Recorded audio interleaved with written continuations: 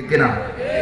হিন্দুদের প্রথমকে, খ্রিস্টানদেরকে, ইহুদিদেরকে, মুসলমানদেরকে, আওয়ামী লীগের কে, বিএনপির কে, সরমনার কে, জামাত ইসলামের কে, আল্লাহ।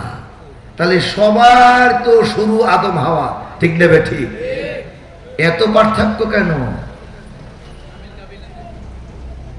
আমাদের ভিতরে খায়েশ, রোগ, আমাদের আকাঙ্ক্ষা, আমাদের লোভ, আমাদের দুনিয়া, আমাদের আইডিওলজি, আমাদের থিংকিং পাওয়ার। আল্লাহ বললেন, আফালা ইয়াতাদাব্বারুনাল কুরআনা মা আলা কুলুবিন আকফালুহা। তোমরা কেন কোরআন নিয়ে গবেষণা করো না? কোরআন নিয়ে গবেষণা না করে আমরা এমন জিনিস নিয়ে গবেষণা শুরু করেছি যে আসল তথ্য হারিয়ে গেছে, তাই ভুলে গেছি। হিন্দুরাও আমাদের মতো মানুষ, ওদের শরীর কাটলে 3টা রক্তই পাওয়া যায়, আরবিসি, ডব্লিউবিসি, প্লাটেলেটস, ঠিক না বে ঠিক? খ্রিস্টানদেরও তাই। তাহলে যেহেতু ইন্টারনাল এক্সটার্নাল, হিন্দু পুরুষ, নারী এবং মহিলা সব যখন একই রকম শ্বাস করে, একই রকম বাচ্চা ধারণ করে, একই রকম পায়খানা প্রস্রাব একই রকম, ঠিক না? তাহলে বোঝা যায় সব এক কোম্পানির মাল। কয় কোম্পানির? কয় কোম্পানির? তিতাস গ্যাস আছে না? আর একটা কি গ্যাস? LG gas. তিতাস গ্যাসের বোতল দেখলে বোঝা যায় না এটা তিতাস গ্যাস। যত কায়দাই করুক না, এটা এক কোম্পানির মাল। এর ঘনত্ব, এর স্থায়িত্ব এটা বলে যায়। ওই যে সামনে দোকান, এই দোকানের মধ্যে রূপচাঁদা আছে না, তেল রূপচাঁদা, তারপরে তিল। রূপচাঁদার যদি স্লিপটা ফালাইয়াও দেয়, বিএসটিআই এক ফোঁটা তেল দিয়ে টেস্ট করে বলতে পারবে যে এইটা রূপচাঁদা নাকি তিল, বলতে পারবে না? পারবে না। কারণ বিএসটিআই যে মাপে, মেজারমেন্টে রূপচাঁদা কেমনে কেমনে বানায়, এই বোতলে স্লিপ থাকুক বা না থাকুক, সে ধরে ফেলতে পারবে কোনটা কোন কোম্পানির মাল, ঠিক না বেঠি? তোমরা হিন্দু হও আর বৌদ্ধ হও, খ্রিস্টান হও আর এই দল হও আর সেই দল হও, তোমাদের আল্লাহর দেওয়া সৃষ্টির এই কার্যকলাপ থেকে বোঝা যায় তোমরা সব এক কোম্পানির মাল। মালিকের নাম কি? আল্লাহ। এত আস্তে? মালিকের নাম কি? মালিকের নাম কি? সেই আল্লাহর কথা বলার জন্য এখানে হাজির হয়েছি। শুনবেন আমার ভাইরা, আল্লাহ তাআলা কোরআন নাজিল করেছেন, যে তেলাওয়াত খানি করেছি আমি, তার একটা সরল তর্জমা দিয়ে আপনাদেরকে বলি, খেয়াল করবেন। যিনি আপনাদেরকে আমাকে বাঁচিয়ে রাখার জন্য এই যে হিসাবটা দিলাম, রক্তের 5 থেকে 6 লিটার রক্তকে পার মিনিটে দেহের মধ্যে নিয়ে সাক্কাশন করে আবার জায়গা মতো পৌঁছে দেয়। শুধু তাই না, একবারে পশমের গোড়া, চোখের পিসি, পায়ের নখ, সকল জায়গায় ছোট্ট ছোট্ট সেল আছে, কোষ আছে। এই কোষের উপরে মাইটোকন্ড্রিয়া আছে, তার উপরে কয়েকটা পর্দা আছে, এর ভিতরে নিউক্লিয়াস আছে, নিউক্লিওলাস আছে। ওই জায়গা পর্যন্ত অক্সিজেন পৌঁছাইয়া দিয়া এই মানুষগুলোকে সুস্থ রাখে আমার আল্লাহ। ইনি হলেন আল্লাহ। এর দানের সাথে পৃথিবীর কারো কোনো তুলনা হয় না। অনেক লোকেই বলে, মাঝে মাঝে ইউটিউবে দেখি, বলে হুজুরা আপনারা কথায় ফাঁকে ফাঁকে মার দিয়ে কথা বলতেছেন যে ইসলাম মতো দেশ চলবে, কোরআন মতো দেশ চলবে এবং সৎ লোকে শাসন করুক, ভালো মানুষ তারা, তাদেরকে ভোট দেন। এগুলো বলেন কেন? আল্লাহর আইন দিয়া নামাজ, রোজা, হজ, যাকাত করব, আর মানুষের আইন দিয়া আমরা দেশ চালাবো। মানুষ যে আইন ছাড়া কি দেশ চলে? নাউজুবিল্লাহ। কোন জোরে বলেন নাউজুবিল্লাহ। এই লোক আসলে কি আল্লাহ তাআলার সাথে নাফরমানি করছে নাকি করে নাই? সে বোঝে না। সে স্টেজে মাহফিলে সভাপতির আসনে বসি সে মাইক ধরে বলছে, খবরদার এগুলো বলবেন না। তাহলে বোঝা যায় এই আসলে কোরআন সম্পর্কে আল্লাহ কি জন্য মানুষকে বানালো আর কি জন্য কোরআন নাজিল করলো আর এই মানুষের দায়িত্ব কি এ সম্পর্কে সে কিছুই বুঝতেছে না। কেন বোঝে না জানেন? আমার ওই গল্পটা না বললেই তো হবে না। এক লোকে মেয়ে বিয়ে দিছে, কথা উত্তর দেবেন, কি বিয়ে দিছে? কে বিয়ে দিছে? বিয়ে দেওয়া কি এখন সহজ, একটু কষ্ট? জেনা করা কথা কয় না, জেনা করা সহজ আর বিয়ে করা কষ্ট। 50 টাকা 60 টাকা 100 টাকা 500 টাকা, বড় লোকের 5000 টাকা, কেউ কেউ আবার দরবেশ বাবুরও তো আবার লাখ টাকা, কথা কয় না? দরবেশে কয় টাকা? লাখ টাকা দিয়ে এরা জেনা করে। বউ থাকে কোথায় খবর নেই, কারণ প্রতি রাত্রেই নতুন বউ পাওয়া যায়, আছে না নাই? তা কিসের বিনিময়? টাকার বিনিময়। তাহলে জেনা করা সহজ, বিবাহ করতে বলে ভাই না বিবাহ করবো না, বাধা আছে না নাই? ঘরের থেকে বাধা দেয়, বউ বাধা দেয়, ছেলে মেয়ে বাধা দেয়, সমাজ বাধা দেয়, নিজেও চিন্তা করে ঝামেলা বয়া দরকার কি, আছে না নাই? আল্লাহ বলছেন যে তোমরা, রাসূল বলছেন যে তোমরা বিবাহকে সহজ করো, জেনা কঠিন করে দাও। একটা জেনাকার ধরা পড়লে তার কঠিন বিচার ইস্টার হাউজিং এর মাঠের মধ্যে নিয়ে তাকে যদি ওখানে বেত্রাঘাত করা হয়, ডর্রা মারা হয়, তাহলে বাকি জেনাকাররা সোজা হয়ে যাবে, যাবে না? কিন্তু এটা করার লোক নাই, কারণ যারা করবে গোপনে খোঁজ নিলে দেখা যায় এরা পেরা নিজেরাই সবাই জেনাকার। কথা মনে কষ্ট নিয়েন না। সমাজের নেতৃত্ব তাদের হাতে থাকায় এ আইন হবে না, করতে দিবে না। কিন্তু আমরা কি নীরব থাকবো? আল্লাহ কি তাই বলেছেন? তোমাদের এই সাধনা বাস্তবায়ন হোক বা না হোক, তোমাদেরকে আমি সৃষ্টি করেছি, ওদেরকে আমি করেছি। সুম্মা ইলাইনা তুরজাউন, একদিন ওরাও চলে আসবে, তোমরাও চলে আসবা, সেদিন হবে আমার কাছে। তাই আল্লাহ তাআলা বলেন, আল্লাহ তাআলা বলেন লা ইয়াস্তাবি আসহাবুন নারি ওয়া আসহাবুল জান্নাহ, আসহাবুল জান্নাতি হুমুল ফাইজুন।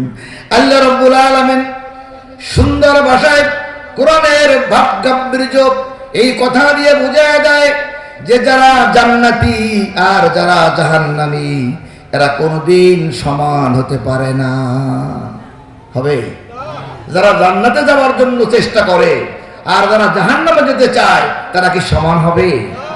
যারা জান্নাতে যেতে চায় তারা আল্লাহর আইন চায়, কার আইন চায়? যারা জান্নাতে যেতে চায় তারা নামাজ রোজায় পাবন্দি, 5 ওয়াক্ত নামাজ পড়তে চায়, ঠিক কিনা? যারা জান্নাতে যেতে চায় তারা পর্দায় থাকতে চায়, যারা জান্নাতে যেতে চায় তারা জেনা করতে চায় না, কাউকে ঠকায় না, রাস্তার ইট বালু সিমেন্ট খায় না, আছে না নাই? যত দায়িত্ব দেন ভয়ে ভয়ে কাঁদে, রাতে আল্লাহর কাছে বলে আল্লাহ আমাকে বাঁচাও, আমি যেন এই মালের মধ্যে না পড়ি। ঠিক ওই সাহাবীর মতো আব্দুল্লাহ ইবনে আমের জামাহি একটা উদাহরণ। হযরতে উসমান রাদিয়াল্লাহু তাআলা আনহু একটা এক্সাম্পল। আল্লাহর নবীর সাহাবী উসমান রাদিয়াল্লাহু তাআলা আনহু খাদ্য মন্ত্রীর দায়িত্ব পেয়েছে। আমাদের দেশের খাদ্যর মন্ত্রীর বাড়ি কয়টা? হিসাব নাই। বিদেশে 350, 360। আমার ভাইয়েরা, ভূমিমন্ত্রী, খাদ্যমন্ত্রী যা দিয়ে যেটা পেয়েছে, এই আল্লাহর সঙ্গে সম্পর্ক নাই, কোরআনের সাথে সম্পর্ক নাই, মনে করেছে যা দুনিয়ায় করা যায় এটাই বুঝি সঠিক, এটাই লাভবান হবে। কিন্তু চক্ষুটা বুঝে গেলে যে সব পরে থাকবে এ কথা ভুলিয়েই গেছে। কেন গেছে? আল্লাহ ভুলাই দিয়েছেন। কে ভুলাইছে? এই যে আল্লাহ তাআলা বলেন ওয়ালা তাকুনু কাল্লাযীনা নাসুল্লাহা ফাআনসাহুম আনফুসাহুম উলাইকা হুমুল ফাসিকুন। আল্লাহ তাআলা বলেন যারা আমাকে ভুলে গেল, যারা আমার ক্ষমতা ভুলে গেল, যারা আমার নিদর্শনকে হারিয়ে ফেলল, তারা দেখিয়াও দেখে না, শুনিয়াও শোনে না, বুঝিয়াও বুঝে না। ওয়ালাহুম আয়ুনুল্লাহ ইবসিরুনা বিহা ওয়ালাহুম আযানুল্লাহ ইয়াসমাউনা বিহা উলাইকা কাল আনআম বাল হুম আদাল। ওরা বুঝিয়েও বুঝলো না। যারা আল্লাহকে ভুলে যায়, আল্লাহ তাআলা বলছেন আমাকে যারা ভুলে গেল, ফানসাহুম আনফুসাহুম, আমি তাদেরকে আত্মভোলা বানায় দিলাম, এমন আত্মভোলা বানায় দিলাম, অস্তিত্ব নাই, লজ্জা শরম নাই, সব খোয়ালো। এমন এমন কথা বলে মানুষের কাছে, মানুষ শুনলে লজ্জা পায় কিন্তু নিজে লজ্জা পায় না। আছে না নাই? আত্মভোলা হয়ে যায়।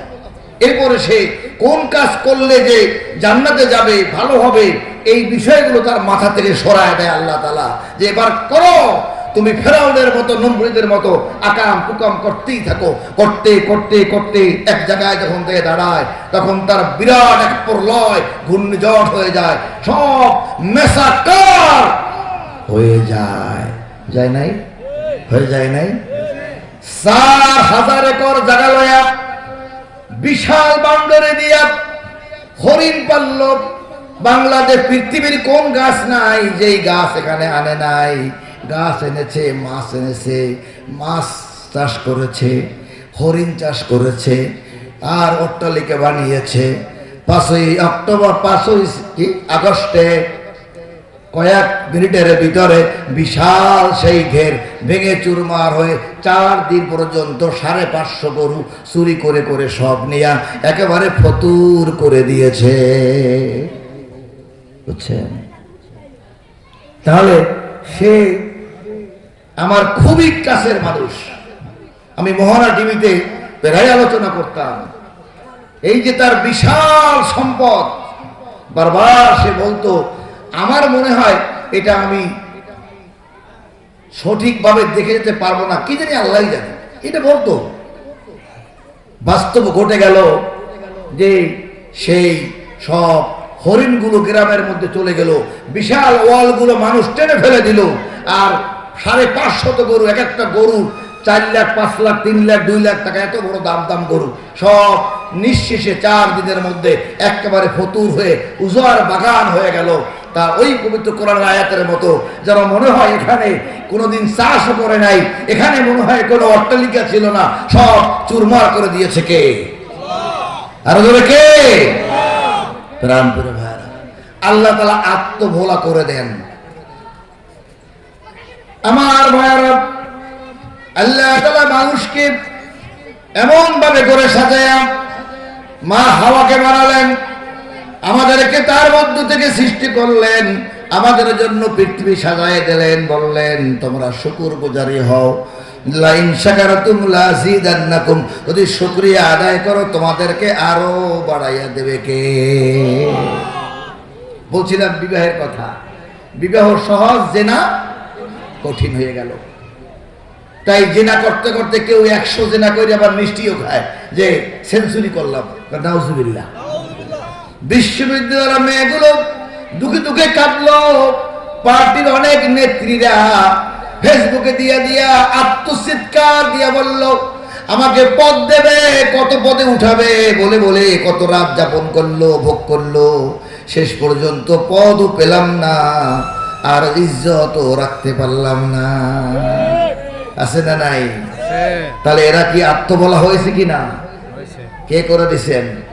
আল্লাহকে যারা ভুলে যায়, আল্লাহ আত্মভোলা করে দেয়, সে সময় তার মান সম্মানের কথা স্মরণ থাকে না, শুধু পদ চাই, শুধু নেতৃত্ব চাই, কিন্তু যে কাজগুলো করে সেই কাজগুলো এত নিকৃষ্ট হয়ে যায়। সেদিন যদি বুঝতে পারতো তাহলে অনেক ভালো কাজ করে পৃথিবীর মানুষের জন্য এক্সাম্পল হতে পারতো। ঠিক নেবে? ঠিক। আমার ভাইরা, এখন বিয়ে দেওয়ার পরে ওই শাশুড়ি মা খবর শুনে মেয়ের বিবাহ হয়েছে, কারণ বাংলাদেশে একটা কুফুরি আইন আছে, 18 বছরের আগে বিয়ে দেওয়া যাবে না। এই আইনটা মুসলিমদের আইন না। 18 বছরের আগে মেয়েদের বিয়ে দেওয়া যাবে না, এই আইনটা নরওয়ের কাফেরেরা তৈরি করেছিল। বাংলাদেশের মানুষ কি নিকৃষ্ট, 90% মুসলমান এদেশে ওই আইন এনে লাগাইয়া সংসদে ঢুকাইয়া দিয়া তাদের কথা মতো, মানে আল্লাহর লাইনে চললো না, রসুলের লাইনে চললো না, তারা এখান থেকে বাক নিয়া ওই কাফেরদের শিখানো আইন এনে এখানে লাগাই দিয়া মনে করেছে তাদের দৃষ্টিতে থাকলে আমেরিকা অমুক তমুক সবাই ভালোবাসবে যে তাদের নীতি ফলো করেছি, আর আজীবন ক্ষমতায় থেকে যাব। আর হবে কি, সমাজের নারীগুলো লাঞ্ছিত হবে। কারণ সেকেন্ডারি সেক্সুয়াল অর্গান স্টিমুলেট কারো 18 বছরে করে না, এখন 10, 11, 12, 13 বছরে মেয়েদের বয়স্কা হয়ে যায়। সাবধানে রাখতে হবে। 15 বছর যখন পরে তখন তাদের ভিতরে হরিণের মতো চোখ দৌড়ুদৌড়ি শুরু হয়, ঠিক না ঠিক? কেউ টের না পালে বাপ মা টের পায়। অনেক মেয়ে আলহামদুলিল্লাহ ভদ্র আছে আমাদের, যে তারা ইজ্জত সম্মান রক্ষা করে চলতে পারে। সব মেয়ে কি পারে? কেউ চালাক বেশি, কেউ বুদ্ধি বেশি, কারো আকাঙ্ক্ষা বেশি। এই যে উত্তরবঙ্গে আমি ভোট গেছিলাম, ভোটের ই করতে, আমি তো বাংলাদেশের জাতীয় সৃষ্টি ইমাম, সেই হিসেবে আমাদেরকে পাঠাইছিল সরকার, সাথে নির্বাচন কমিশনের লোক ভোটার করার জন্য। ভোটার হবে কত বছরে জানো? কথা কয় না। কয় বছরে? 18 বছরের নিচে কারো ভোট করে না, এটা দেশে আইন। আবার বিবাহ লাগাইছে এটার মধ্যে। এখন উত্তরবঙ্গে যাওয়ার পরে, চাঁপাইনবাবগঞ্জে যাওয়ার পরে সব মহিলারা আসছে, পুরুষ আসছে, ভোটার করে। এখন 2টা মেয়ের হচ্ছে বয়স কত? 16 বছর 3 মাস। তোমার বয়স কত? 15 বছর 8 মাস। ভোটার হওয়া যাবে না। কেন? নাবালক। কি কি কয়? নাবালকের ভোট হবে না। সাবালক কবে হবে? 18 বছর হবে। 15 বছর যে সে একটা ছেলের মা, বাচ্চাটা আইনে ওখান থেকে কয়, এই বেটা অফিসার, আমার একটা বাচ্চা, এই আমি নাবালক, এরা হয়েছে কেন? অফিসার কয়, কথা তো ঠিক। আর যার 16 বছর পার হয়ে গেছে তার দুব্বা কয়গা, মাইয়ার পোলা, হে 2টা লইয়া ইয়ে কয়, ও বিচার, ও বিচার, আমরা নাবালক, এই 2টা আমার, এইটা আমার ছোট মনু, এইটা আমার বড় মনু, তুমি বলো আমরা নাবালক। এখন কয় কথা তো ঠিক। তখন আমাদেরকে আবার খরচ খসড়া মহানগরী ডিএমপি থেকে, তখন বেনজির মহানগরী ডিএমপি কমিশনার, তার সাথে নাস্তা পানি খাওয়াইলো, শ্রেষ্ঠ ইমামদের ডাকলো, আপনারা কিছু ফতুয়া দেন। আমি ভাই সবসময় ফতুয়া দিয়েছি, এবং এই কারণে আমার 23 বার চাকরি গেছে আর 6 বার জেলে গেছি, আলহামদুলিল্লাহ। কথা বুঝছেন তো? এখন বেনজিরকে বললাম, টেলিফোন করলাম, বলেন বিয়ে এখান নাবালক না সাবালক? অফিসাররা বললো নির্বাচন কমিশনারকে, স্যার কি করবো? বেশি ফতুয়া দরকার নেই, ভোটার করে লই আয়। এলাকার মহিলাকে কিল খাওয়া বাকি আছে, কারণ ওই এলাকার এই 16, 17, 15 বছরের সবাই বিয়ে হয়ে গেছে, তাদের বাচ্চা কাছে হয়ে গেছে, এরা নাবালক। তাহলে ওই আইন কি খাটলো না? বিশ্ব নবীর স্ত্রী মা আয়েশার বিবাহ তো 9 বছরে হয়েছে, হয় নাই? তাহলে যদি বলে 9 বছরে বিবাহ করা জায়েজ নাই, তারা কি বলতে চায়? তারা আসলে বলতে চেয়েছে আমরা তাকে বলি বিশ্ব নবী, রোল মডেল, আদর্শের প্রতীক, আমার সাল্লাল্লাহু আলাইহি রাহমাতুল লিল আলামিন।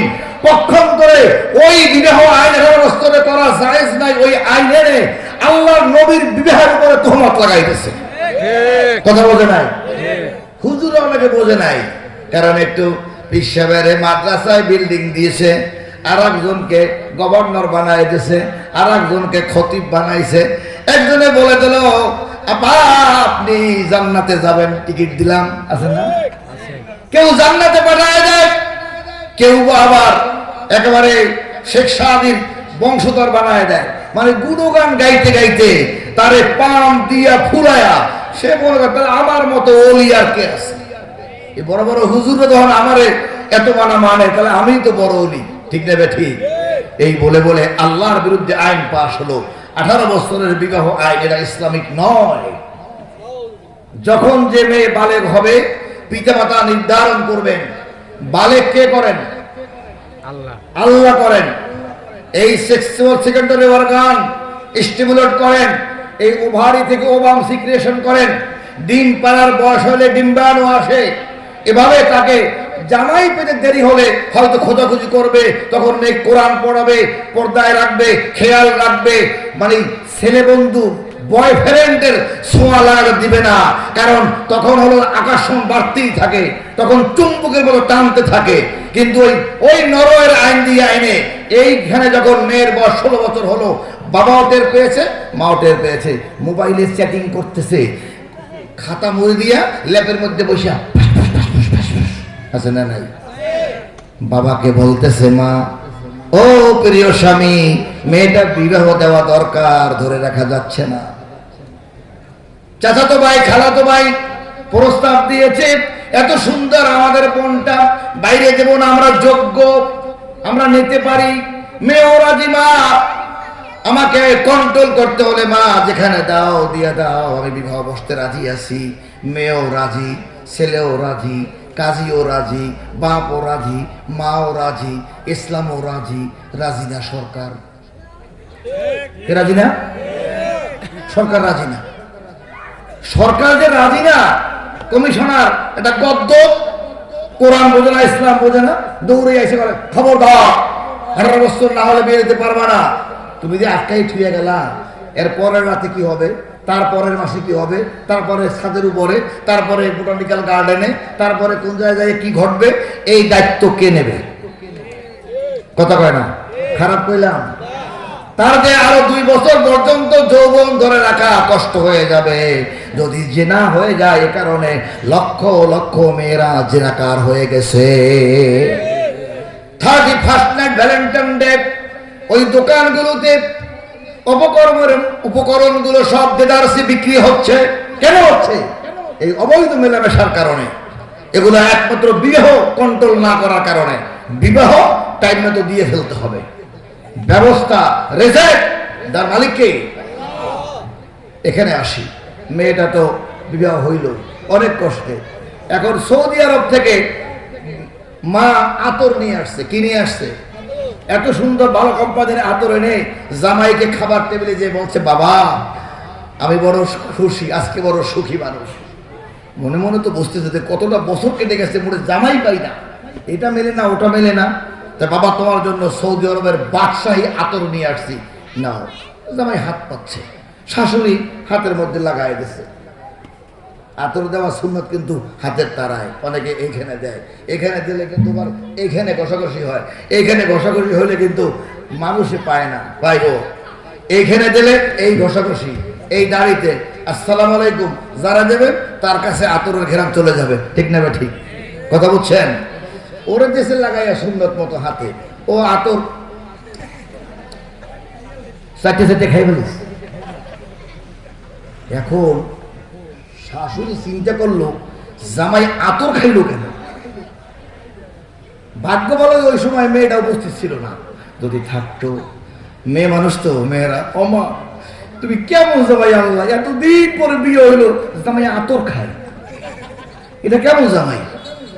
কিন্তু শাশুড়ির মা মনে রাখছে কথাটা, বলে নাই, চুপচাপ আতরের বোতল বন্ধ করিয়া বাসায় গেছে, টেনশনে আছে। জামাইয়ের বড় ভাই আসছে, বড় ভাইকে ঘরের ভিতরে নিয়ে, তা ওই গো, তালই কয় না, তালই, ও তালই, জরুরি কথা। কি? সিটকানি লাগাই গেছে, টেনশনে ঘুমাসে না। তোমার ভাই একটা কাজ করছে, প্রশ্নবিদ্ধ, ব্যাপারটা কি? আরে কি কইছে মা? ওই যান বলেন না কি? বলে ওই যে আমি তো সৌদি আরব থেকে যে আতর নিয়ে আসলাম, যখন বিবাহ হয়েছে তখন আমি উমরায় ছিলাম, তার জন্য ভালো আতর নিয়ে আসছি, তাকে দিলাম, সে আতর 4টে খাইয়ে ফেলাইছে, কারণটা কি? এখন বড় ভাই চিন্তা করতেছে, মাইজান আবার কোন তো কি করছে? কয় যখন খেতে বসলো, ওকে প্রথম সাক্ষাতে আতরটা দিয়েই সম্ভাষণ জানালাম, কিন্তু সে আতর 4টে খাইয়ে ফেলাইছে, কারণটা কি? ওই ভাই খেয়াল করছে যে গুরুত্ব দিল কোনটায়, তাকিদ দিল কোথায়? চাটার উপরে। কিসের উপরে? চাটার উপরে তাকিদ দিছে। এই জন্য এইটা বোধ হয় ভুল হয়েছে। ও মনে মনে চিন্তা করে যে মাওজান পাইছি পাইছি, টেনশন করেন না, আমি ঠিক করে নেব। আরে বাবা তুমি বলো, খুলে বলো কি পাইছো? না সমাধান হয়ে গেছে। আরে কি সমাধান হয়েছে? হয়েছে যে আমি ব্যাপারটা বুঝতে পারছি। কয় বাবা তুমি বসলে তো হবে না, তুমি আমারে বলো খুইলা কেন চারটে খাইলো। খাইছে এই জন্য, আমি তো জানি আমারই তো ছোট ভাই, ছোটবেলা থেকে একটু সরল সোজা, একটু সোজা সাবদা, সরল সোজা, তো ও বোঝে নাই যে আতর যে বাদ দিয়ে মাখা খাইতে হয় এইটাও বুঝতে পারে নাই, এই জন্য চারটে খাইছে। তখন মা ওই মাথায় হাত দিয়া ফিট, হায় হায় হায়, এটি পাগলের গোষ্ঠী। ওর ভাই তা তো চারটে খাইছিল, একটা কথা ছিল, ওর কাছে নালিশ করলাম, সে এসে বলে এটা হলো ভাত দিয়া মাখা খাইতে হয়, ও বুঝতে পারে নাই। পরবর্তী সময় আমি ওরে বুঝাই দেবো, এ ঝামেলা টেনশন মুক্ত, দেখবেন যে এবার আতর দিয়ে ভাত খাইতেছে।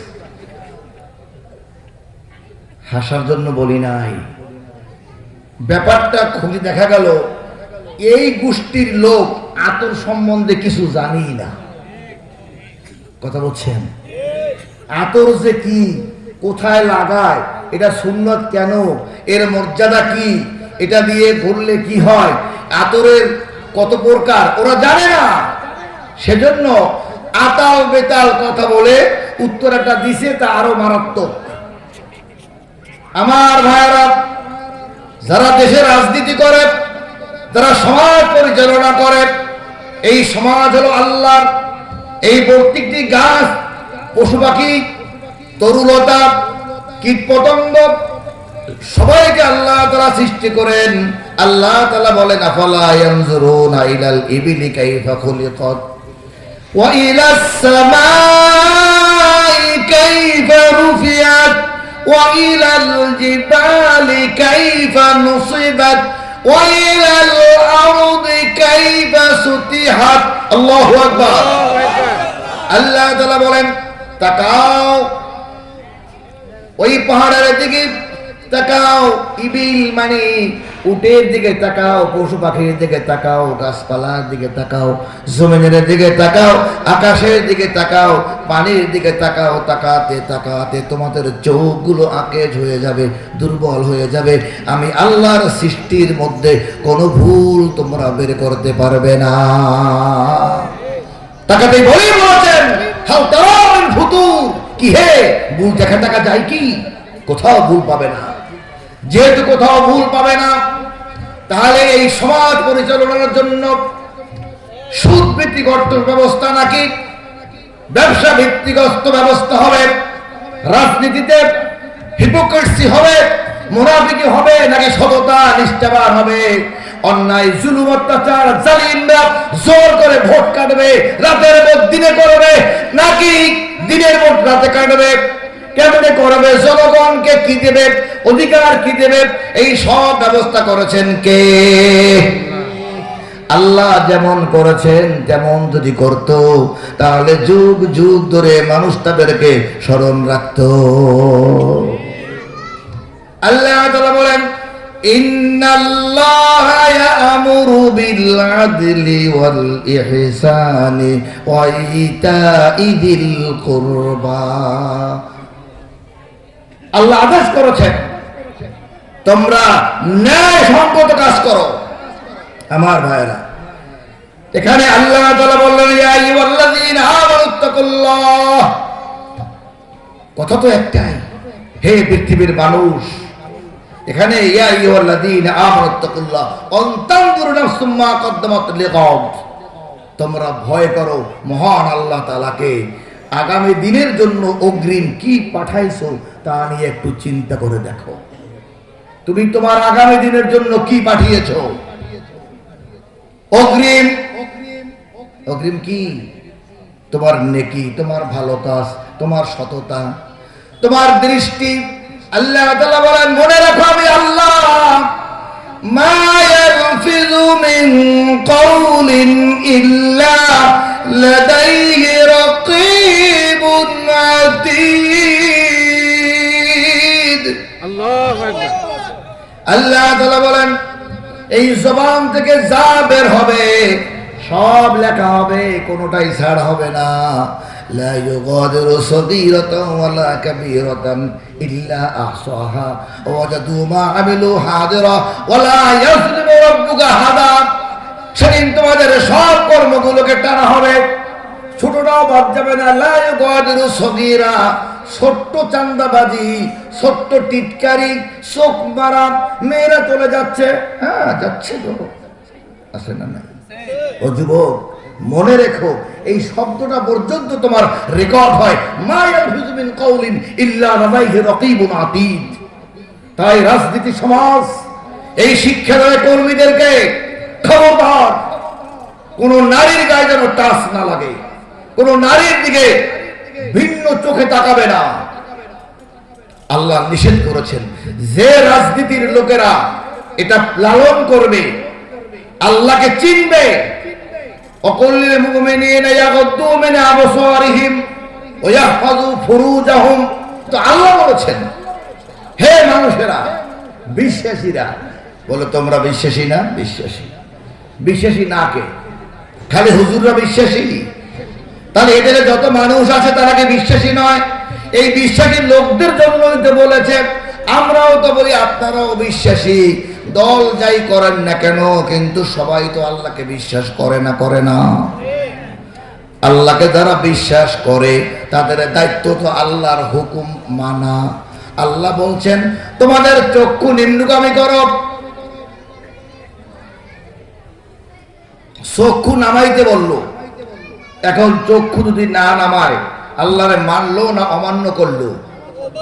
তাই এখন তো দলগত ভাবে, তাই বলছে সমাজের প্রয়োজনে কোরআন কতটা প্রয়োজন, সমাজ সংস্করণে এ কোরআন কতটা প্রয়োজন।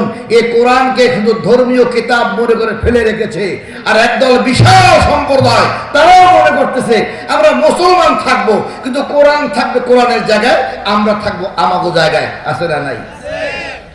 কবি মাহিরুল কাদরি এই জন্য বলেন, তাকুমে সাজায়া जाता हो आँखों से लगाया जाता हो, तकू में सजाया जाता हो, आँखों से लगाया जाता हो, ताबीज बनाया जाता हो, पानी से धो धो कर पिलाया जाता हो। কবি মাহিরুল কাদরি বলেন, এই কোরআনকে কেউ কেউ তাকের মধ্যে সাজায় রাখে। মসজিদে যান, মাদ্রাসায় যান, হাজার হাজার কোরআন তাকের মধ্যে সাজানো। কারো কারো বাড়িতে কোরআন সাজানো আছে, সংসদে আছে, বিচারপতির কামরায় আছে না নাই? কিন্তু কোরআনকে বোবা বানায়া এর একেবারে জুজদান দিয়ে আটকায়া রাখছে। ঠিক না বেঠিক? কোরআন তো জীবন্ত মানুষের জন্য। ওই কোটের ভিতরে কেন রাখা হলো? কতটা ধোঁকাবাজি কোটের মধ্যে কোরআন রাখলো। কোরআন রেখে বলে যাহা বলিব সত্য বলিব, সত্য বই মিথ্যা বলিব না। আল্লাহ কসম, যারা ওই শপথ করে একজনও কি সত্য কথা বলতেছে? মিথ্যা কথার উপরে শপথ করে। মিথ্যা নাটক সাজায়া বড় বড় আলেমদেরকে জেলখানায় ঢুকানো হয়েছে। তাহলে কত বড় ইয়ামুরুনা বিল আদলি ওয়াল ইহসান ওয়া ইতাই যিল কুরবা ওয়া ইয়ানহা আনিল ফাহশা ওয়াল মুনকার ওয়াল বাগি। আল্লাহ বললেন বাড়াবাড়ি সীমালঙ্ঘন করিও না। সীমালঙ্ঘন এমন পর্যায়ে চলে গেল, কোন জায়গায় ফেরাউন পর্যন্ত ফেল মেরে গেছে। সীমালঙ্ঘনের মাত্রা এমন জায়গায় চলে গেল, আল্লাহ তখনও নীরব। মানুষের মধ্যে না বিশ্বাস হয়ে গেল। তারা মনে করতেছিল আল্লাহ তোমার রহমতের দরজা কি খুলবে না? বিধবা নারীগুলো কাঁদতে লাগলো। সামান্য রাস্তাঘাটে যে টোকাইরা ব্যবসা করে, আর ফুটপথের মানুষগুলো আর সাধারণ ব্যবসাগুলো কত বিপদের মধ্যে পড়ে পড়ে কার কাছে নালিশ দেবে, সব মাথা এক জায়গায়, তাই না? আল্লাহ তাআলা বলেন বাড়াবাড়ি করো না। বাড়াবাড়ি করলো। এখন আল্লাহ তাআলার বাদশাহ মামুনুর রশিদ, তার রাজত্ব দীর্ঘ 40 বছর ধরে বাপ দাদারা রাজত্ব করেছে। অনেক ভালো কাজ করেছে, অনেক খারাপ কাজ করেছে। মুসলিম বাদশাহ, বাদশাহ হারুন, বাদশাহ মামুন। ইতিহাস মুসলমান নাম হলেই তাদেরকে ইসলামী শাসন বলে না, তারা মুসলিম ছিল বাট ইসলামী শাসন ছিল না। একদা বাহালুল পাগল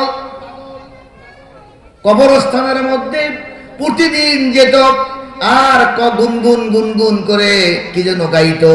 একদিন বাদশাহ ওখান থেকে যাচ্ছে, বাদশার লোকেরা বলছে, বাদশাহ একটা পাগল আছে জায়গায়, ভয়ে ভয়ে পাইয়েন না। তাই নাকি? নাম কি? বাহালুল পাগল। এখন বাদশারে কয়, বাদশাহ কয়, ওই পাগল কেমন আছিস? যেই বলছে, ওই গাছের ডাল থেকে, কবরস্থানে গাছ হয় না মোটা মোটা, বসা ছিল, টুপুত করে লাভ দিয়ে পড়ছে, পরে বলতেছে, ও বাদশাহ পাগল আমি না পাগল তুমি? ওরে বাবা রে বাবা, বাদশারে এরকম কইলে বোঝেন অবস্থা কি? হ্যাঁ, এত কমিশনার হাজিয়ে যায়, লোকে সাংসাগুলো নেতা আসছে, নেতা আসছে, আছে না? এমপি আইলে তো কথাই নেই। তো বাদশাহ যেইনি বলছে সবাই তো উঠছে, বাদশাহ থাম থাম, কেস কয় তুমি আমারে কেন পাগল বললে? করে বাদশাহ তোমার সঙ্গে যদি সুযোগ হয় তাহলে তিনটা কথা বলবো। কয়টা? কয়টা কথা বলবো? তিনটা। শুনবানি? বলে অবশ্যই শুনবো। কথা হলো এই, ও বাদশাহ আপনি বলছেন আমি পাগল, আমি বলছি আপনি পাগল। এখন একটা উত্তর দেন। প্রথম, এই যে জায়গাটায় আছি এইটা কিসের জায়গা? কবরস্থান। ও বাদশাহ এটা কবরস্থান, এই কবরস্থানে আমি থাকবো আপনি থাকবেন না, নাকি আমিও থাকবো না আপনি থাকবেন না? বাদশাহ বলল যে না, এখানে তো আমিও থাকবো তুমিও থাকবা। বাদশাহ তাহলে তোমার এই প্রথম জায়গাটা, দুনিয়া থেকে যাওয়ার জন্য ফার্স্ট স্টেশন হলো কবর, ঠিক না বা ঠিক? দুনিয়া থেকে যাওয়ার জন্য ফার্স্ট স্টেশন হলো কবর। এই কবরের কাছে আপনি তো একবারও খবর নিলেন না। আমি তো প্রতিদিন আসি আর খবর নেই কবরের লোকরা কেমন আছে। এই জায়গায় আমাকেও আসতে হবে। হ্যাঁ, আমি কোন জায়গাটায় শোবো, কোন জায়গায় আমার জায়গা হবে, আমার দুনিয়াটা কেমন আছে, আমি শোয়ার পরে আমার সাথে মুনকির নেকির আসবে, আমার দুনিয়ার প্রশ্ন সব সামনে হাজির হয়ে যাবে, আমি কি পারবো সেই জবাব দিতে? এই চিন্তা আমি করি আর এখানে ভাবি, হায় আল্লাহ আমার জীবনটা আমি কিভাবে চালাচ্ছি। ওই যে আয়াত,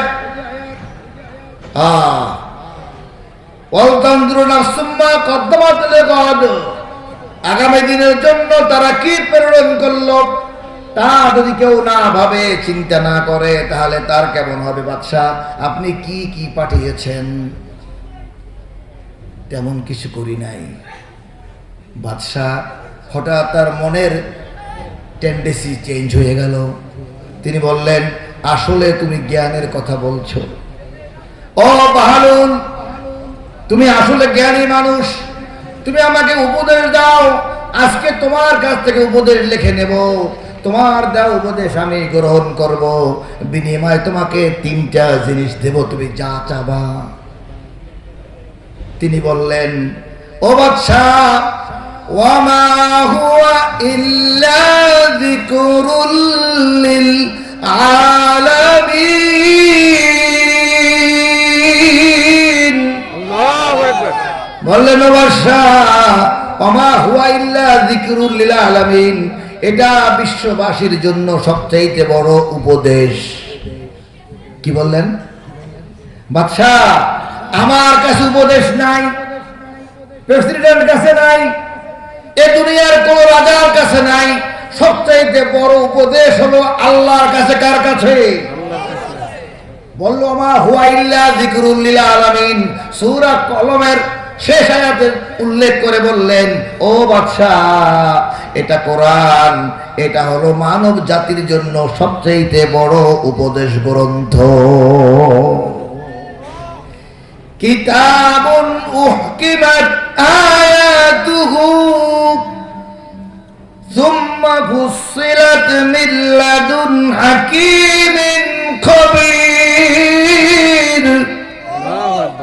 এটা এমন এক কিতাব উহকিমাত আয়াতুহু সুম্মা ফুসসিলাত, এর মধ্যে বিধি বিধান আইন কানুনকে ফসল করে ভেঙে ভেঙে বোঝানো হয়েছে। বাবা কি, মা কি, সন্তান কি, ভাই কি। কুল ইন কানা আবাউকুম ওয়া আবনাউকুম ওয়া ইখওয়ানুকুম ওয়া আজওয়াজুকুম ওয়া আশিরাতুকুম ওয়া আমওয়ালুন ইকতারাফতুমুহা ওয়া তিজারাতুন তাখশাউনা, তিজারাতুন তোমার ব্যবসাটা কি, ওয়া মাসাকিন তোমার বাড়িঘরটা কেমন। ও মানুষ, তোমার পিতামাতা, তোমার ভাই বোন, তোমার ছেলে মেয়ে, তোমার স্ত্রীগণ, তোমার প্রতিবেশী, তোমার ব্যবসায়ের সম্পদ, তোমার বাড়ি গাড়ি, আর তোমার ব্যবসার থাকার জায়গা, এগুলো সব থেকে যদি আল্লাহ রসুলকে ভালো না বাসতে পারো, ও মানুষ তোমরা আল্লাহকে ভুলে গেছো বলে প্রমাণ হয়ে যাবে। আর যারা ভুলে গেছে বলে প্রমাণ হয়ে যাবে, তাদেরকে আল্লাহ বলেন আমি ফানসাহুম আনফুসাকুম, তাদেরকে আমি এমন আত্মখোলা বানায় দেব, ভুলতে ভুলতে তারা হক ভুলে যাবে, সত্য ভুলে যাবে, ন্যায় ভুলে যাবে। তারা আল্লাহ তাআলার দেওয়া দুটি পথ, একটা হারিয়ে যাবে আর একটাই চলবে। পথ কয়টা? কি কি? একটা সত্য আর একটা মিথ্যা। আল্লাহ তাআলা বলেন লাকাদ খলাকনাল ইনসানা ফি আহসানি তাকওয়িম ওয়া লিসানান ওয়া শাফাতাইন ওয়া হাদাইনাহুন নাজদাইন।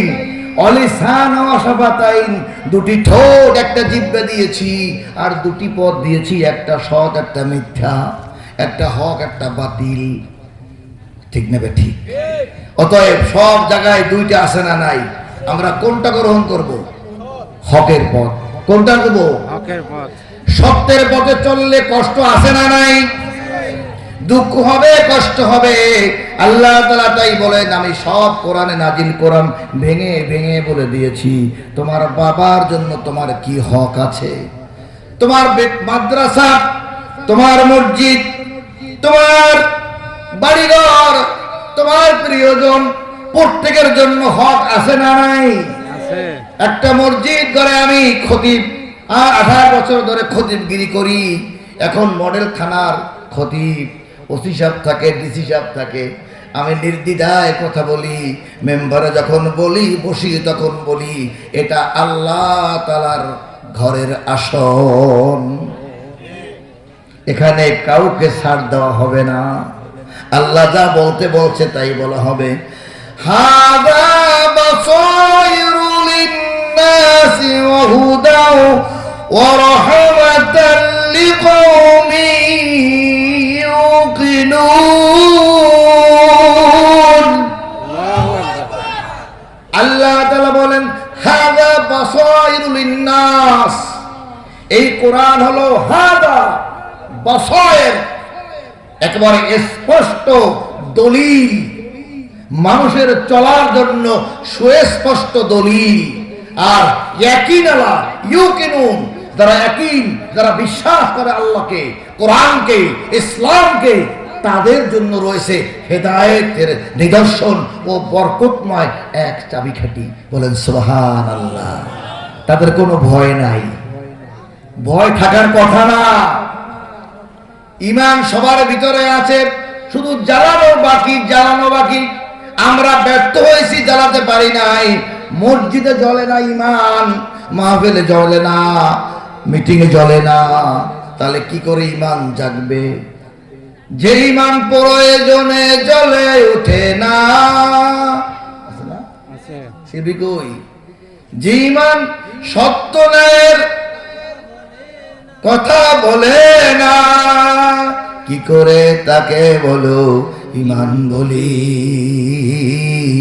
কিভাবে তারে বলো ঈমান বলি? ঈমান তো আসলেই বড় শেষের দিকে। কিয়ামত যখন কাছে আসবে, মাসাজিদুহু মাআমিরুহা হুয়া মাখরাজুম মিনাল মসজিদ, মসজিদে নামাজে লোক ভরা থাকবে। আসরের সময় সব মসজিদে লোক ভরা।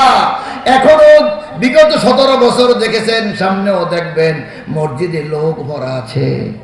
আল্লাহ তাআলা জিবরাইলকে বলবে, জিবরাইল একটু ঘুরে দিয়ে দেখো ঈমানদার কয়জন আছে। সারা পৃথিবী নিমেষের মধ্যে ঘুরে এসে বলবে, আল্লাহ, মসজিদে ভরা মানুষ, কাবা ঘরে ভরা মানুষ, তওয়াফ করছে মানুষ, উমরা করছে মানুষ, হজ করছে মানুষ, কিন্তু ঈমানদার লোকের সংখ্যা একেবারে নগণ্য। আল্লাহ সেদিন বলবে, এই নগণ্য কয়েকজন ঈমানদারের জন্য এত বিশাল পৃথিবী আমি আর রাখবো না, শেষ করে দাও। কি হবে? আল্লাহ বলবেন, নবীজি বলে গেছেন, নবীজি কখনো মিথ্যা কথা বলেন নাই, ঠিক কিনা? নবীজি বলেছেন, আল্লাহ বলবেন, জিবরাইল, সিরিয়ার দেশে একটা পাহাড় আছে, সেই পাহাড়ের আটকানো একটা লু হাওয়া আছে। নবীজি ঘোষণা দিয়ে গেছেন, সেই লু হাওয়াকে বলবে, জিবরাইলকে বলবে, আল্লাহ ওই লু হাওয়াটা বের করে নিয়ে আসো, এটা পৃথিবীর মধ্যে ছেড়ে দাও। হাওয়াটা ছেড়ে দেবে, সমস্ত পৃথিবী ছড়ায় যাবে।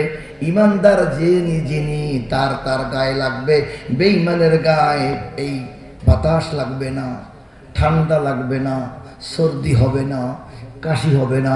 40 বছরে ফেরাউনের একদিনও জ্বর হয় নাই, বুঝেন নাই? অনেক লোকে কয়, হুজুর আমরা আল্লাহ আল্লাহ করে কি সুখে আছেন, আমার তো অসুবিধা নেই, আজ কতটা জ্বর হইল না, শাস্তিও দিলাম না। কিছু লোক আছে না এরকম? আরে কিছুই হবে না। ওই লু হাওয়া লেগে গেল কার? মসজিদের খাদেমের। ধীরে ধীরে খেদমত করতো, মসজিদে পরিষ্কার করতো, আর আল্লাহকে ডাকতো, আল্লাহ যে বেতনটা পাই হালাল ভাবে খাই, দুনিয়ায় চলে যায়, তোমার কাছে পাঠাই, আগামী দিনের জন্য আমি আমার আমল পাঠিয়ে দিয়েছি। ইমাম সাহেবের ইমান নাই, ইমামতি করতে আছে, কারণ জুব্বা বড়, চেহারা ভালো, সুন্দর জামা, এই বড় দাড়ি, বড় কেতাবের মালিক, এই কেতাব পড়ে মুহাদ্দিস, শাইখুল হাদিস। কিন্তু আল্লাহ তাআলা জানিয়ে দিয়েছেন, ইমাম সাহেবের ইমান নাই, ইমানটা আছে খাদেমের ভিতরে। খাদেমের জ্বর হবে, খাদেম আস্তে করে ঠান্ডা লাগবে, রাত্রে বলবে কাঁপবে, পরের দিন সে মৃত্যুবরণ করবে। ইমাম সাহেব জানাজা পড়ায়া তাকে দাফন দেবে, সে জানে না যে পৃথিবীর ইমানদার লোকটি আজকে চলে গেল। প্রাণপ্রিয় ভাইরা, এই নিদর্শন আমরা অনেক চোখেই দেখতে পাই। অনেক আলেমদের নিয়ে প্রশ্ন জাগে, কষ্ট লাগে, যে প্রশ্নবিদ্ধ হয়ে যায় যে সমাজ আর পরিবর্তন করবে। আলেমদেরকেই কোরআনের সঙ্গে চলার অভ্যাস আলেমদের না থাকে, তারা যদি দালালি করে দুনিয়ার মানুষের একটু পদ পাওয়ার জন্য, চাকরির জন্য, পদমর্যাদার জন্য, তারা নিজেদের দালাল হয়ে যায়, তারা আল্লাহ তাআলা তাদের জন্য আফসোস ছাড়া কিছুই থাকে না, সমাজটাই ধ্বংস হয়ে যায়। ঠিক না ঠিক? আলেমদের থাকতে হবে মজবুত। কিরকম? ওই ছোট্ট কথাটি বলি, আমাদের আপনারা যে কয়জন আছেন একটু মনোযোগ দিয়ে শুনেন আমার ভাইয়েরা। ফিরআউন একজন বিশ্বাসী ছিল আল্লাহর উপরে, ঠিক না বেঠি? ফিরআউন কিন্তু একদিকে ইমানদার, সে বলল আল্লাহ আছে একজন, রাতে আধারে কান্ত আল্লাহর কাছে, মালিক তুমি এই, ঠিক না বেঠি? কথা বলে। তাহলে এদেশের অনেক প্রেসিডেন্ট, অনেক প্রধানমন্ত্রী, অনেক মন্ত্রী, এইরকমই মন্ত্রী ছিল যারা বলতো আল্লাহ ইনশাআল্লাহ তুমি সবকিছু, কিন্তু রাত্রে তাই সব আল্লাহ আল্লাহ, বুঝলেন না? ফেরাউন ঠিক একই কামটা করত। এরপরে ফেরাউন সিংহাসনে বসা আছে, তার মেয়ে, একটা মেয়ে লালন পালতো, একটা ছেলে পালতো, তার নাম মুসা আলাইহিস সালাম, একটা মেয়ে পালতো, তারে লালন পালন করতো একটা দাসী, নাম মাস্তা। কি নাম ছিল? মাস্তা। এই ইমানটুকু বলেই আমি এই জায়গায় যাব। আমার ভাই একটু লেখা দিচ্ছেন, আমার ভাইরা খুব খেয়াল করবেন, ইমান আপনারও আছে আমারও আছে, কিন্তু ইমানটাকে তো কাঠিতে ধরাতে হবে। মেজের কাঠির মধ্যে বারুদ আছে না নাই? প্রত্যেকটা কাঠির মধ্যে একটু বারুদ আছে না নাই? কিন্তু অভাব হলো ওই বারুদটাকে ঘষা দিয়া জ্বালায় দেওয়া। যদি একবার ওই বারুদটাকে জ্বালায় দেওয়া যায়, একটা কাঠি জ্বালায় দেওয়া যায়, ও একটা এলাকার সারখার করে দিতে পারে। মোমেনদের মধ্যে যে আগুন আছে, ইমানের যে শক্তি আছে, এই শক্তি যদি কোরআনের মাহফিল থেকে জ্বালায় দেওয়া যায়, জুমার মসজিদ থেকে জ্বালায় দেওয়া যায়, তো ওই লোকগুলো সমাজে এমন ইমানের আগুন জ্বালাবে, ওই এলাকায় জেনা, ব্যভিচার, মদ, গাঁজা, চাঁদাবাজি, দুষ্টামি, অত্যাচার, জালিম ও টেকতে পারবে না। কিন্তু ইমান জ্বালায় দিতে হবে। তো মাস্তা মাথা চিরুনি দিয়ে চুল আশ্রয় দেয়, আশ্রয় দেয়, আশ্রয় দেয়, পাশ করে চিরুনিটা পড়ে গেছে। ওই মাস্টা কাজের বুয়া, আমাদের দেশে বলে কাজের বুয়া, বিসমিল্লাহির রহমানির রহিম কইয়া চিরুনি উঠাইছে বিসমিল্লাহ বলে। কি বলে? বুঝতে পেরেছেন কোন জায়গায় বিসমিল্লাহ? এক কলেমায় রুটি রুজি, আর এক কলেমায় হাসি। হাসি সবার কলেমায় এক হয় না। আমার ভাইয়েরা, মাছটা যখন বিসমিল্লাহ বলে তুলেছেন, ফেরাউনের মেয়েটি বলছো, ও মাছটা বিসমিল্লাহ মানে আল্লাহর নামে। হুইস আল্লাহ? তুমি কার নামে তুললা? আল্লাহর নামে। মাছটা নেমো হারাম। তুই বলে বিসমি ফেরাউন বলবা। কি বলবা? ফেরাউন বলে আল্লাহ মাগো, রব, আনা রব্বুকুমুল আলা। শুধু তাই বলে না, বলছে আনা রব্বুকুমুল আলা, আমি বড়, রবের থেকেও আরো বড়। নাউজুবিল্লাহ। সেইখানে বলছে বিসমিল্লাহ। মেয়ে রাগ হয়ে গেছে। তুমি কেন বললা? কাকে বললা? বলে আমার রব। কে তোমার রব? মান রব্বুকা। তখন সে বলে রব্বু রব্বি আল্লাহ, আল্লাহ আমার রব। কে রব? কে তোমার রব? আমাদের ফেরাউন তো বড় রব, আনা রব্বুকুমুল আলা। বলছে না, আল্লাহ আমার রব, এই রবি আমার সব। আল্লাহ আমার রব, এই রবি আমার সব। দমে দমে তনু মনে তারি অনুভব। এমন রব গভীর রাতের আধারে কেউ যদি ডাকে তোমারে, কখনো দাও গো সাড়া, হয়ে বেকুল পারা। ঠিক কিনা? ঠিক কিনা? আল্লাহর কাছে বলুন, আল্লাহ গভীর রাতে বলুন, সন্ধ্যায় বলুন, স্ত্রীর জন্য বলুন, সন্তানদের জন্য বলুন, সাদাকা দিয়ে বলুন। আল্লাহর কোরআন পড়াবে যে জায়গায়, ওই জায়গায় কিছু অর্থ দিয়ে বলুন, আল্লাহ তোমাকে দেখি না, দেখার ক্ষমতা নাই, তোমার হাতও আমি পাই না, তবে শুনেছি তোমার কোরআন যারা পড়াবে তাদের জন্য আমি আমার সম্পদ থেকে একটুকু দিয়ে দিলাম মাবুদ। আল্লাহ খুশি হবে না বেজার হবে? আমার ভাইয়েরা, ওই মাস্টা তখন বলল, আরে আমি যাকে রব করি সে রব্বি আল্লাহ, আমার রব। রব্বু আবাকা রব্বুকা, তোমার রব রব্বে আবাকা, তোমার বাপের রব। আরে সারা জাহানের রব, রহমাতুল লিল আলামিন, তিনি হলেন রব্বিল আলামিন। আল্লাহু আকবার। সে আমার রব, তোর রব, তোর বাপের রব, আর সারা জাহানের রব। সেই রবের পরে আমি উঠেছি। মেয়েটা দৌড়ে চলে গেছে ফেরাউনের কাছে, আব্বি আব্বি। সংসদে সব মন্ত্রীরা বসা, সবার মধ্যে হাড়ি হাড়ি ভেঙে দিল, আব্বি তুমি না রব?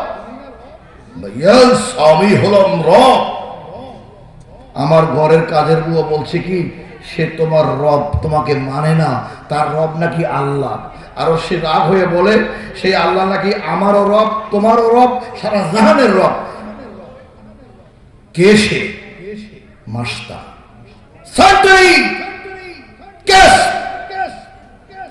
গ্রেফতার, ধরো, ধরে নিয়ে আসছে, হ্যান্ডকাপ লাগাও। কে রব? কোন রবের পরে তুমি ঈমান এনেছো? বলে আর কেউ না, রব্বি মূসা ওয়া হারুন। মূসা আর হারুন যেই রবের কথা বলেছে, আমি সেই রবের পরে ঈমান এনেছি। ফেরাউন রাগে কটমট কটমট করে। তুমি জানো তার পরিণতি কি? সার্বভৌমত্বের মালিক হলাম আমি। নাউজুবিল্লাহ। আর তুমি বলো এর মানে হলো তিনি সার্বভৌমত্বের মালিক। এখনো এই ফেরাউনরা আছে না নাই?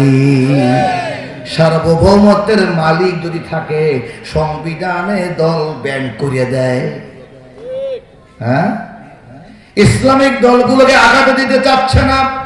মুসলিম শব্দবাজে এখনো অনেক মানুষগুলো আছে বিসমিল্লাহর নিচে ছায়ায় মাথা গুজায়া আল্লাহর বিরুদ্ধে কথা বলে, সাবধান হয়ে যাও। আসলে যতই চেষ্টা করো তোমরা কখনো সফল হতে পারবে না। আল্লাহর বিরুদ্ধে যাইও না। আল্লাহর বিরুদ্ধে যারা গেছে কেউ টিকতে পারে নাই। ফিরআউন তখন বলল, তুমি কি করে আমার সার্বভৌমত্ব দেখো, সমস্ত জায়গায় আমার সৈন্য, আমার লোক, তুমি কি করে বলো এই পৃথিবীর মালিক আল্লাহ? বলে তাহলে কি করবেন? তোমাকে মেরে ফেলবো, তোমার আল্লাহ পারলে বাঁচাক। আমার আল্লাহ তোমার সঙ্গে পাট্টাপাট্টি করে না, প্রয়োজন যখন হয় তখন করে। সেন্টারি আগুন জ্বালাও, আগুন জ্বালালো, ড্যাগের ভিতরে তেল দিয়ে ওই তেল টকবক করে পড়তেছে। ওই মাস্টার দুটি বাচ্চা মেয়ে আছে, মেয়ে দুটোকে নিয়ে আসো। বাচ্চার মায়া তো বেশি, বাচ্চারা মেয়েগুলোকে এনে বলল, যদি আমাকে রব না মানো, সার্বভৌমত্বের মালিক আমি ফেরাবো, এই রাষ্ট্র আমি চালাবো, এটা না দাও, স্বীকৃতি না দাও, তোমাকে এই তেলের মধ্যে তো বাচ্চাগুলো ডুবাই দেবে। সংক্ষেপে বলছি ভাইরা, ও আমার যুবকেরা, ও ছেলে মেয়েরা, শোনো, তোমাদের মতো ছোট্ট ছোট্ট মেয়ে, সেই মেয়েগুলোকে তেলের মধ্যে দিয়ে দিল। এই পা গুলো সঙ্গে সঙ্গে সুপ হয়ে গলে গেল। বুকটা তখনও গলে নাই, গড়তেছে মা। বাচ্চাটি বলতেছে, আম্মি আম্মি লা তাখাফ ওয়ালা তাহজান, হে মা তুমি ভয় পেও না, হে মা লা তাখাফ তুমি ভয় পেও না, তুমি চিন্তা করো না, ওই ফেরাউনের কাছে মাথা নত করবে না, একদিন জান্নাতে আমাদের দেখা হবে ইনশাআল্লাহ। জীবন প্রয়োজনে জ্বলে ওঠে না, যেই নাম সত্যের কথা বলে না, কিভাবে তারে বলো ঈমান বলি। হুজুর দাওরায়ে হাদিস মহাখতিব, কিন্তু দালালি করে বড় বড় শাইখুল হাদিস, বড় বক্তা, বড় মসজিদের খতিব। আমরা যদি সত্য কথাটাকে আজকে এখনো না বলি, চাকরির ভয়তে যদি আমরা কতদিন টেকা যায়, থাকা যায়, কানাইয়া কানাইয়া বাইন মাছের মতো চলে যায়, আল্লাহর দরবারে লাঞ্ছিত হতে হবে কিনা? আল্লাহ তাআলা বলেন, লা ইউকাল্লিমুহুমুল্লাহু ইয়াওমাল কিয়ামাহ, সেদিন এই আলেমদের সাথে আল্লাহ নিজে কথাই বলবে না। তাই আলেমদের, আলেম মানে এই হুজুরা না, যারা জ্ঞানী তারাও আলেম। সব দলেই আলেম, এলেমেলা লোক আছে, জ্ঞানী লোক আছে আল্লাহকে বোঝার জন্য, কিন্তু কাজে লাগায় না, দলীয় স্বার্থে সব চাপা দিয়া এরপরে অন্য কথা বলে। আছে না নাই? বোঝে বোঝে না তা না। আসি এখানে রামপুর ভাইরা, মাস্টার মেয়েটা গলে গেল, এবারে মাস্টারকে ধরলো, তোমাকে ডুবাইয়ে দেব, দিতে পারেন? এখন সত্য কথা বল, এখনো বলো যে আমি রব। বলছে না। শেষমেশ বলে, আচ্ছা বলো তো, তোমার সাথে আর কেউ কি আছে নাকি? পুলিশ যেমন ধরলে ই করে না, কি করে, তদন্ত করে, জেরা করে, অধিক তদন্ত, সিআইডি রিমান্ডে, বলো কে কে ছিল? এদিকে মন্ত্রী, এদিকে মন্ত্রী, এদিকে সেনাবাহিনীর সব বসা। বলে, সত্য যখন বলতে শিখেছি আর মিথ্যা বলিব না। আল্লাহু আকবার। কে কে ছিল? আর আছে কেউ? আছে। কে? আপনার স্ত্রী মা আসিয়া।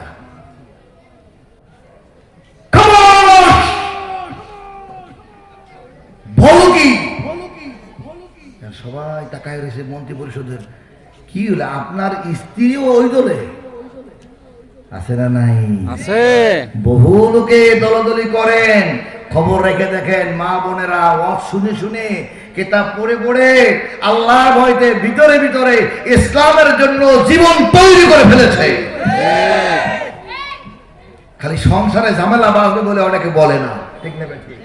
কিন্তু ভিতরে ভিতরে অনেক মা বোনেরা ঈমান পাকাপোক্ত করেছে, যা হয়ে গেছে।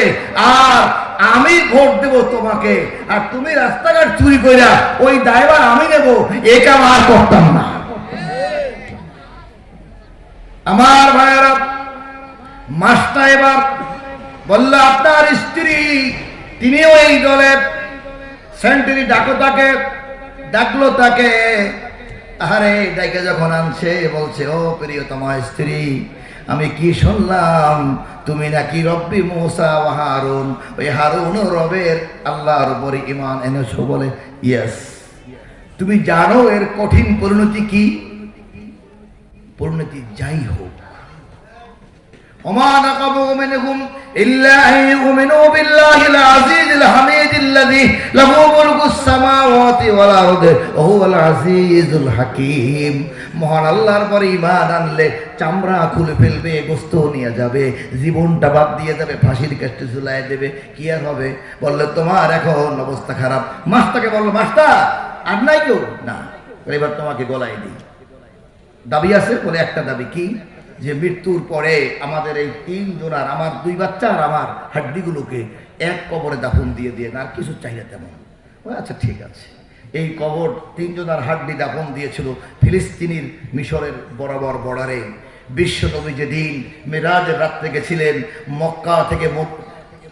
মক্কা থেকে মদিনায় খেজুর বাগান পার হয়ে যখন মিশর হয়ে ফিলিস্তিনে বাইতুল মুকদ্দাসে যায়, তখন জিব্রাইল দাঁড়িয়ে গেল। আর আল্লাহ রসুল বললেন, জিব্রাইল, এই ঘেরান আমি মক্কা মদিনা সারা পৃথিবী চষে আসলাম, এত সুন্দর ঘেরান কোথাও পাইনি। যেমন হাসনাহাইনা গাছের একটা বাগান থাকলে কেমন ঘেরান চতুর্দিকে আসে, এরকম উন্নত ঘেরান কিসের? দাঁড়াও। বললেন, শুনবেন, এ হলো ফেরাউন, ওই যে মাস্তা, কাজের মেয়ে মাস্তা, আর 2টি বাচ্চাকে ফেরাউন হকের পথে নির্ভীক থাকার কারণে, ঈমান বিদ্যমান, ঈমান জ্বালা ওঠার কারণে তারা যে সত্যের সাক্ষ্য দিয়ে তারা জীবন দিয়েছিল, তাদেরকে এক কবরে রাখা হয়েছিল। সেই কবর থেকে এই বেহেশতের ঘেরান বেরোচ্ছে, এমন ঘেরান যা কিয়ামত পর্যন্ত বের হতেই থাকবে। এর ঈমানের আগুন এত প্রজ্বলিত হয়। আসিয়াকে বলল, তোমাকেও একই জায়গায় যেতে হবে। আসিয়া এবার শুয়ে পড়ার জন্য বলল, কি কিছু বলবা? কাছে কিছু বলবা। দরাবাল্লাহু মাসালাল লিল্লাযীনা আমানু ইমরাত ফিরআউন ইয ক্বালাত রাব্বি ইবনি লি ইনদাকা বাইতান ফিল জান্নাতি ওয়া নাজ্জিনি মিন ফিরআউন ওয়া আমালিহি ওয়া নাজ্জিনি মিনাল কওমিজ জালিমিন। আল্লাহ কোরআনের আয়াত দিয়ে বলল, ফিরআউন তার সাথে যে আচরণ করলো, সে বলল কিছু বলবো না, শুধু আকাশের দিকে তাকিয়ে বলল, আল্লাহ এখন তো আমার ওই জ্বলন্ত তেলের ভিতরে টকবক করে ওখানে ফেলে দিবে, আমি তোমার পর ঈমান এনেছি, আমি জানি তুমি রক্ষা করবে। রক্ষার মানি ওই তেলে জ্বালাবে না তা নয়, বরং তুমি আমাকে ওর ব্যথা বুলাইয়া দিয়া তুমি আমাকে জান্নাতে দিয়ে দিও। কবি একটা গান লেখলো, মালিক, এটা দিয়ে রব্বি বিনিলি ইনদাকা বাইতান ফিল জান্নাহ, মালিক মালিক মালিক তুমি জান্নাতে তোমার কাছে আমায় একটা ঘর বানিয়ে দিও,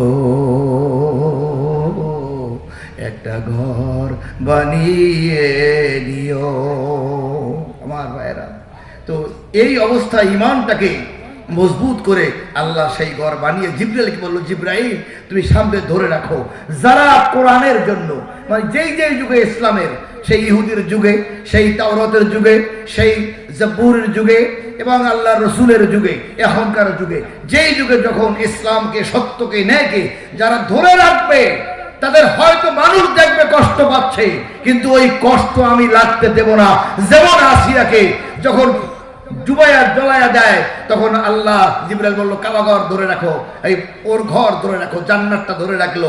সে ঘুরে ঘুরে দেখে, আসিয়া তুমি এই ঘরে আসবা, এই ঘরে আসবা। ও দেখতে দেখতে কখন সে গলে গেছে, সে ব্যথা টেরও পায় নাই। এই কোরআন তার সাক্ষী। সেই কোরআনের বাসায়রুল নাস, আজকে সেই কোরআনের আলোচনা করেছি কয়েকটা কথা। এই কোরআনের প্রতি ভালোবাসা রাখলে খুশি হবেন কে? আরো জোরে কে? আল্লাহর ভালোবাসা পেতে হলে কোরআনকে শুধু চুমা দিলে হবে না, কোরআন প্রতিষ্ঠার জন্য কোরআনের মাদ্রাসা হয়েছে। আমি অনুরোধ করব, প্রিয় ভাইয়েরা, আপনারা যদি সত্যি আল্লাহ তাআলার এই কোরআনের জন্য সামান্য আন্তরিকতা প্রদর্শন করেন এই রাতে, নিশ্চয়ই আল্লাহ তাআলা এই লোক কেমন হয়েছে বিষয় সেটা নয়, বরঞ্চ আল্লাহ তাআলাকে কোন ভাষায় ডেকেছি, কিভাবে বলেছি, কি অনুভূতি ছিল, কতটা সম্মান দেখিয়েছি,